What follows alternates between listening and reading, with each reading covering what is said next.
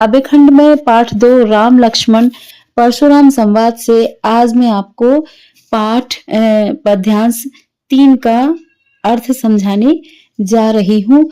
बेहसी लखन बोले मृदुबानी, अहो मुनीस महाभट मानी। पुनि पुनि मोहि दिखाव कुठारू, चहत उड़ावन फूकी पहारू। यहाँ कुम्हट बतिया को नाही, जय तर्जनी देखी मारी जाही।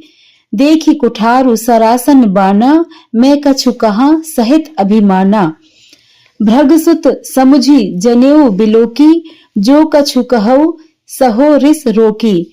सुर महिसुर हरिजन अरुगाई, हमरे कुल इन पर न सुराई। बंधे पाप अपकीरति हारे, मारतहु पा परई तुम्हारे। कोटि कुलिस सम बचन तुम्हारा, व्यर्थ धरऊ धनुबान कुठारा।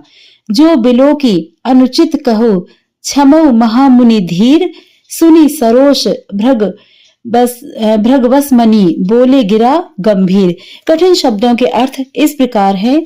बेहसी का अर्थ होता है हंसकर, मृदु का अर्थ होता है मधुर, महाभट का अर्थ होता है महान योद्धा, मानी अर्थात मानते हो, कुठारू अर्थात फरसा, पहाड़ू का अर्थ है पहाड़ पर्वत, कुम्भट बतिया का अर्थ है बहुत कमजोर, काशीफल का बहुत छोटा सा फल, तर्जनी का अर्थ है अंगूठे की पास की उंगली, सरासन बाना अर्थात धनुष बाण, बिलोकी का अर्थ है देखकर, सुर का अर्थ है देवता, महिसुर का अर्थ है ब्राह्मण, हरिजन अर्थात भगवान के भक्त, गाई का अर्थ है गाय, सुराई का अर्थ है राक्षसपन, कठोर प्रहार, बंधे का अर्थ है मारने पर, अपकीर्ति का अर्थ है बदनामी अपयश, कोटि का अर्थ है करोड़ों और कुलिस का अर्थ है कठोर, व्यर्थ का अर्थ है बेकार,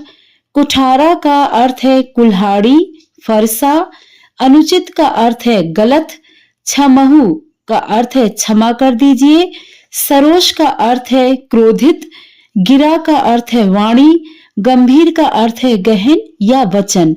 पद्यांश का अर्थ इस प्रकार है।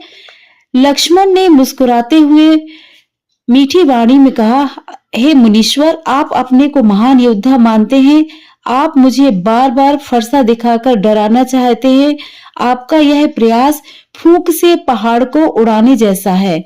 यहाँ पर कोई काशीफल का छोटा सा फल नहीं है जो तर्जनी उंगली के देखते ही मर जाता है।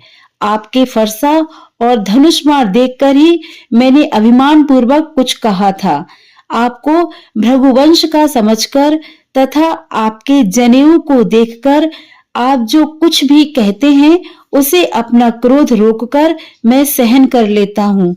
हमारे कुल में देवता, ब्राह्मण, भगवान के भक्तों और गाय पर वीरता नहीं दिखाई जाती। इनका वध करने पर पाप लगता है तथा इनसे हारने पर बदनामी होती है। इसलिए आपके मारने पर भी मैं आपके पैरों में पड़ता हूँ। आपके वचन ही करोड़ों कठोर प्रहारों के समान है। आप धनुष, बाण तथा फरसा तो बेकार रखते हैं। इनको देखकर यदि मैंने कुछ गलत कह दिया तो हे महामुनि, आप मुझे क्षमा कर दीजिए। यह सुनकर भृगुकुल की मणि परशुराम अत्यंत गंभीर वाणी से बोले।